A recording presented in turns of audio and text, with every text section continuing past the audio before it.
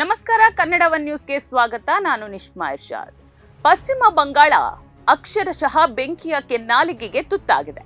ಇದು ಕೇವಲ ರಾಜಕೀಯ ವಿಶ್ಲೇಷಣೆಯಲ್ಲ, ಬಂಗಾಳದ ಬೀದಿ ಬೀದಿಗಳಲ್ಲಿ ಕಾಣ್ತಾ ಇರುವ ಭೀಕರ ವಾಸ್ತವ. ನಾವು ಯಾವ ಕಾರಣಕ್ಕಾಗಿ ಬಿಜೆಪಿಯನ್ನ ಅಧಿಕಾರದಿಂದ ದೂರ ಇಡಬೇಕು, ಯಾಕೆ ಅವರನ್ನ ಮಣಿಸಬೇಕು ಅಂತ ಗಟ್ಟಿ ನಿರ್ಧಾರಕ್ಕೆ ಬಂದಿದ್ವೋ ಅದಕ್ಕೆ ಪೂರಕವಾದ ಸಾಕ್ಷಿಗಳನ್ನ ಬಿಜೆಪಿ ಅಧಿಕಾರಕ್ಕೆ ಬರುವ ಮೊದಲೇ ಕೊಡ್ತಾ ಇದೆ. 15 ವರ್ಷಗಳ ಮಮತಾ ಬ್ಯಾನರ್ಜಿ ಆಡಳಿತಕ್ಕೆ ಇಲ್ಲಿ ತೆರೆ ಬಿದ್ದಿರಬಹುದು, ಆದ್ರೆ ಶುರುವಾಗಿರೋದು ಪ್ರಜಾಪ್ರಭುತ್ವದ ಹೊಸ ಅಧ್ಯಾಯವಂತೂ ಅಲ್ವೇ ಅಲ್ಲ, ಬದಲಾಗಿ ರಾಕ್ಷಸ ಪ್ರವೃತ್ತಿಯ ರಕ್ತ ಚರಿತ್ರೆ. ಬಂಗಾಳದಲ್ಲಿ ಈಗ ನಡೀತಾ ಇರೋದು ಬದಲಾವಣೆಯೋ ಅಥವಾ ವಿನಾಶವೋ? ಗೆಲುವಿನ ಅಮಲಿನಲ್ಲಿ ಬಿಜೆಪಿ ಕಾರ್ಯಕರ್ತರು ಝೋಂಬಿಗಳಂತೆ ಆಡ್ತಾ ಇರೋದು ಯಾಕೆ? ಎಲ್ಲವನ್ನ ಕೂಡ ಇವತ್ತಿನ ಈ ವಿಡಿಯೋದಲ್ಲಿ ಹೇಳ್ತೀನಿ. ಸ್ನೇಹಿತರೆ, ಒಮ್ಮೆ ದಕ್ಷಿಣ ಭಾರತದ ಕಡೆ ನೋಡಿ. ತಮಿಳುನಾಡು ಮತ್ತು ಕೇರಳದಲ್ಲಿ ದಶಕಗಳ ಆಡಳಿತ ವ್ಯವಸ್ಥೆ ಬುಡಮೇಲಾಗಿದೆ. ತಮಿಳುನಾಡಿನಲ್ಲಿ ನಟ ಜೋಸೆಫ್ ವಿಜಯ್ ಅವರ ಟಿವಿಕೆ ಮತ್ತು ಕೇರಳದಲ್ಲಿ ಕಾಂಗ್ರೆಸ್ ಅಭೂತಪೂರ್ವ ಜಯ ಗಳಿಸಿದೆ. ನಟ ವಿಜಯ್ ಈಗ ಸಿಎಂ ಆಗಿ ಅಧಿಕಾರ ಹಿಡಿತಿದ್ದಾರೆ. ಆದ್ರೆ ಅಲ್ಲಿನ ಯಾವ ಮೂಲೆಯಲ್ಲಿಯೂ ಒಬ್ಬನೇ ಒಬ್ಬ ಬಿಜೆಪಿ ಕಾರ್ಯಕರ್ತನ ಮೇಲೆ ಹಲ್ಲೆ ನಡೆದಿಲ್ಲ. ವಿಜಯೋತ್ಸವದ ಹೆಸರಿನಲ್ಲಿ ಅಲ್ಲಿನ ಜನ ಹುಚ್ಚರಂತೆ ಆಡ್ತಾ ಇಲ್ಲ. ಆದ್ರೆ ಬಂಗಾಳದಲ್ಲಿ ಏನಾಗ್ತಾ ಇದೆ? ಬಿಜೆಪಿ ಮತ್ತು ಎನ್ಡಿಎ ಮೈತ್ರಿಕೂಟದ ಪಕ್ಷಗಳ ಹೊರತಾಗಿ ಬೇರೆ ಯಾವುದೇ ಪಕ್ಷಗಳು ಗೆದ್ದ ಕಡೆ ಇಂತಹ ಹಿಂಸೆ ನಡೆದಿಲ್ಲ. ಆದ್ರೆ ಇಲ್ಲಿ ಬಿಜೆಪಿ ಗೆದ್ದ ಮರುಕ್ಷಣವೇ ಕಾರ್ಯಕರ್ತರು ರಾಕ್ಷಸರಾಗಿದ್ದಾರೆ. ಟಿಎಂಸಿ ಮತ್ತು ಕಾಂಗ್ರೆಸ್ ಬೆಂಬಲಿಗರನ್ನ ಮಹಿಳೆಯರು, ಮಕ್ಕಳು ಅಂತ ನೋಡದೆ ರಸ್ತೆಯಲ್ಲಿ ಅಡ್ಡ ಹಾಕಿ ಹೊಡಿತಾ ಇದ್ದಾರೆ. ಇದು ಅಧಿಕಾರದ ಅಮಲೋ ಅಥವಾ ದ್ವೇಷದ ಉನ್ಮಾದವೋ? ಪಶ್ಚಿಮ ಬಂಗಾಳದಾದ್ಯಂತ ಈಗಾಗಲೇ ಸುಮಾರು 50ಕ್ಕೂ ಹೆಚ್ಚು ಕಡೆಗಳಲ್ಲಿ ಟಿಎಂಸಿ ಕಚೇರಿಗಳನ್ನ ಜೆಸಿಬಿ ಯಂತ್ರಗಳಿಂದ ಪುಡಿಗಟ್ಟಲಾಗಿದೆ. ಇದು ಉತ್ತರ ಪ್ರದೇಶದ ಬುಲ್ಡೋಸರ್ ಸಂಸ್ಕೃತಿಯ ಮುಂದುವರಿದ ಭಾಗ. ಕೋಲ್ಕತ್ತಾದಿಂದ ಹಿಡಿದು ಅಸನ್ಸೋಲ್ವರೆಗೆ ಟಿಎಂಸಿ ನಾಯಕರು ಹೈರಾಣಾಗಿದ್ದಾರೆ. ಎಷ್ಟೋ ಕಡೆ ಅಭ್ಯರ್ಥಿಗಳ ಮೇಲೆಯೂ ಗಂಭೀರ ಹಲ್ಲೆಗಳಾಗಿದೆ. ಅಷ್ಟೆಲ್ಲ ಅವಾಂತರಗಳು ಕಣ್ಮುಂದೆ ನಡೀತಾ ಇದ್ರೂ ಕೂಡ ಬಿಜೆಪಿ ಪರ ಮಾಧ್ಯಮಗಳು ಈಗ ಮೌನವಾಗಿದ್ದಾರೆ. ದ್ವೇಷದ ರಾಜಕಾರಣ ಮಾಡಲ್ಲ ಅಂತ ಬೊಗಳೆ ಬಿಡುವ ಬಿಜೆಪಿ ನಾಯಕರು ಕೈಯಲ್ಲಿ ಬಿಜೆಪಿ ಬಾವುಟ ಹಿಡಿದು ಗಲಭೆ ಮಾಡ್ತಿರುವವರು ತಮ್ಮ ಕಾರ್ಯಕರ್ತರು ಅಂತ ಗೊತ್ತಿದ್ರೂ ಕೂಡ ಅವರನ್ನ ತಡೀತಾ ಇಲ್ಲ. ಸದಾ ಗಲಾಟೆ, ದೊಂಬಿಯ ಬಿಜೆಪಿ ರಾಜಕಾರಣದ ಇಂಧನ ಅನ್ನೋದು ಇದರಿಂದಲೇ ಸ್ಪಷ್ಟವಾಗ್ತಾ ಇದೆ. ಸ್ನೇಹಿತರೆ, ಒಂದಂತೂ ಸತ್ಯ, ಬಂಗಾಳ ಇವತ್ತು ಮತ್ತೊಂದು ಮಣಿಪುರವಾಗುವ ಹಾದಿಯಲ್ಲಿದೆ. ಮಮತಾ ಬ್ಯಾನರ್ಜಿ ಅವರು ಸುಮ್ಮನೆ ಕೂರುವವರಂತೂ ಅಲ್ಲ. ಅವರು ಸ್ಪಷ್ಟವಾಗಿ ಹೇಳಿದ್ದಾರೆ, ನಾವು ಸೋತಿಲ್ಲ, ನಮ್ಮನ್ನ ಬಲವಂತವಾಗಿ ಸೋಲಿಸಲಾಗಿದೆ ಅಂತ. ಅಧಿಕೃತವಾಗಿ ಚುನಾವಣಾ ಆಯೋಗದ ಮೂಲಕ ಅವರು ಗೆದ್ದಿರಬಹುದು, ಆದ್ರೆ ನೈತಿಕವಾಗಿ ನಾವೇ ಗೆದ್ದಿದ್ದೇವೆ. ತಾನೊಬ್ಬ ಸ್ಟ್ರೀಟ್ ಫೈಟರ್, ರಾಜೀನಾಮೆ ನೀಡುವ ಪ್ರಶ್ನೆಯೇ ಇಲ್ಲ ಅಂತ ಮಮತಾ ಬ್ಯಾನರ್ಜಿ ಗುಡುಗಿದ್ದಾರೆ. ಇದರ ಬೆನ್ನಲ್ಲೇ ಅಭಿಷೇಕ್ ಬ್ಯಾನರ್ಜಿ ಅವರು ಮತ ಎಣಿಕೆ ಕೇಂದ್ರದ 6 ಗಂಟೆಗಳ ಸಿಸಿಟಿವಿ ದೃಶ್ಯಾವಳಿಗಳನ್ನ ಬಿಡುಗಡೆ ಮಾಡುವಂತೆ ಸವಾಲನ್ನ ಹಾಕಿದ್ದು, ಇವಿಎಂ ಯಂತ್ರಗಳ ಸೀರಿಯಲ್ ನಂಬರ್ಗಳಲ್ಲಿರುವ ವ್ಯತ್ಯಾಸದ ಬಗ್ಗೆ ಕೂಡ ಗಂಭೀರ ಪ್ರಶ್ನೆಯನ್ನ ಎತ್ತಿದ್ದಾರೆ. ವಿಪರ್ಯಾಸ ನೋಡಿ.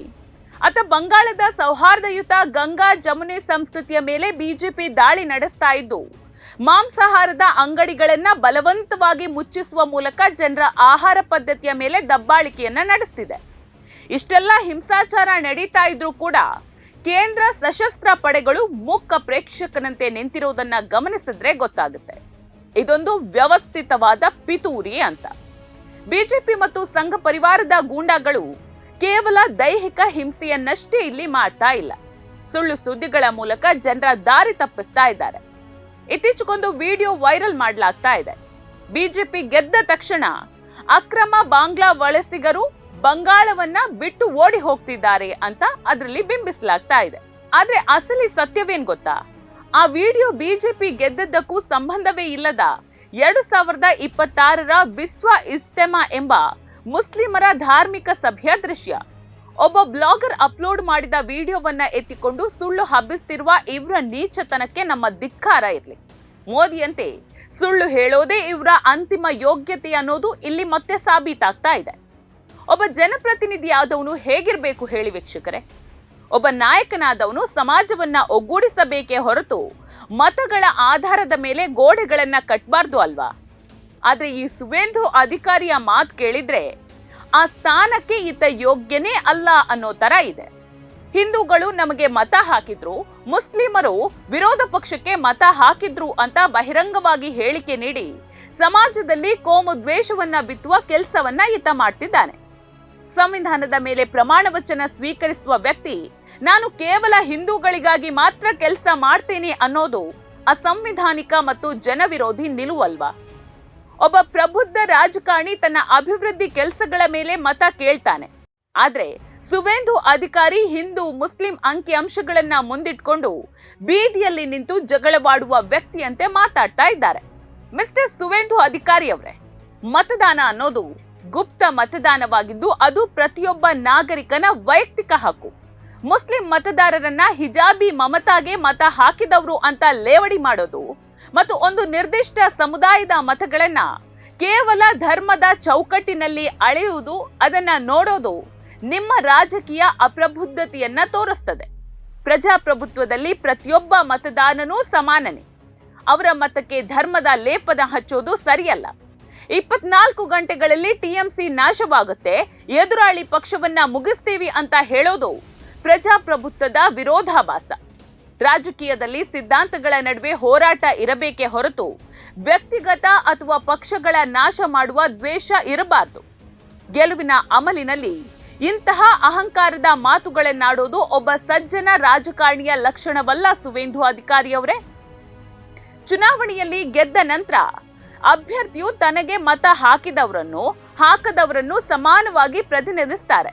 ಆದ್ರೆ ಇಲ್ಲಿ ನೀವು ಕೇವಲ ಒಂದು ವರ್ಗದ ಪರವಾಗಿ ನಿಲ್ಲೋದಾಗಿ ಹೇಳುವ ಮೂಲಕ ನಿಮ್ಮ ಸಾಂವಿಧಾನಿಕ ಜವಾಬ್ದಾರಿಯಿಂದ ನುಣುಚಿಕೊಳ್ಳಲು ಪ್ರಯತ್ನಿಸ್ತಾ ಇದ್ದೀರಾ ಹೇಗೆ?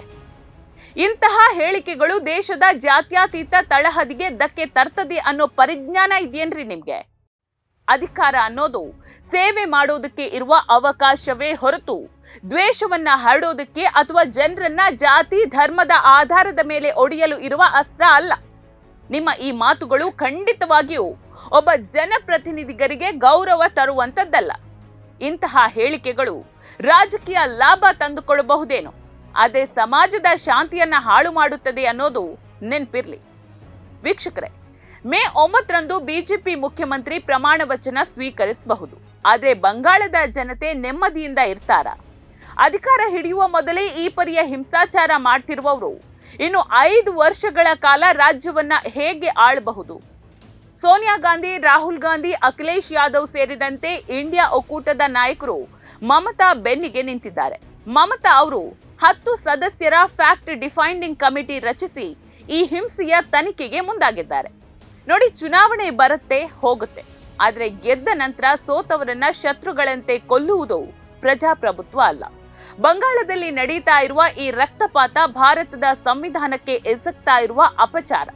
ಬಿಜೆಪಿ ತನ್ನ ಗೂಂಡಾಗಳನ್ನ ನಿಯಂತ್ರಿಸದೇ ಇದ್ರೆ ಬಂಗಾಳದ ಮಣ್ಣು ಇತಿಹಾಸದಲ್ಲಿ ಇದನ್ನ ಎಂದಿಗೂ ಕ್ಷಮಿಸೋದಿಲ್ಲ. ಜಾಗರೂಕರಾಗಿರಿ ಬಂಗಾಳಿಗಳೇ. ಸುಳ್ಳು ಸುದ್ದಿಗಳಿಗೆ ಮರುಳಾಗಬೇಡಿ. ಸತ್ಯಕ್ಕಾಗಿ ನಮ್ಮ ಹೋರಾಟ ಮುಂದುವರಿಯುತ್ತದೆ. ನೋಡ್ತಾ ಇರಿ ಸಮ ಸಮಾಜಕ್ಕಾಗಿ ಕನ್ನಡ ಒನ್ ನ್ಯೂಸ್. ನಮಸ್ಕಾರ.